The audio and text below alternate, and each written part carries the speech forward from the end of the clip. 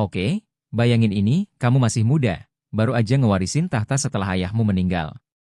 Terus, yang diwarisin ini bukan cuma kerajaan kecil, tapi Makedonia, kerajaan yang berambisi banget jadi penguasa dunia.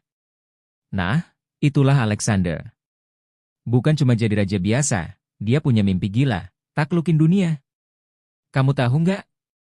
Alexander ini baru 20 tahun pas dia naik tahta. Tapi dia udah punya nama besar karena ayahnya, Raja Philip II.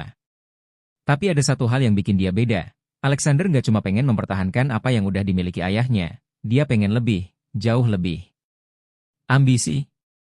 Jangan ditanya. Dari kecil, Alexander tuh beda. Guru pribadinya? Bukan sembarang orang, tapi Aristoteles, salah satu filsuf terbesar sepanjang masa. Bayangin, dia diajarin filosofi, politik, sains, bahkan seni perang sama orang secerdas itu. Dan satu cerita yang gak kalah gila, waktu Alexander masih remaja, dia berhasil jinakin kuda liar yang bahkan para prajurit takut dekati. Namanya Bucep Halus. Kuda itu jadi partner setia Alexander sampai akhir hidupnya. Strategi perang Alexander itu gak ada duanya, bro. Salah satu yang paling terkenal adalah formasi, Jephalans, barisan prajurit dengan tombak panjang yang gak gampang ditembus musuh. Tapi itu baru permulaan. Alexander selalu mikir beberapa langkah di depan lawannya. Contoh, pas dia melawan Raja Darius III dari Persia. Persia itu kerajaan raksasa, loh. Tapi Alexander berhasil ngalahin mereka berkali-kali dengan strategi yang gak terduga. Bukan cuma soal perang, Alexander juga jenius dalam diplomasi. Dia nggak cuma menaklukkan, tapi juga menyatukan berbagai budaya. Dia bahkan menikah dengan Roxana, seorang wanita dari Baktria, untuk memperkuat aliansi.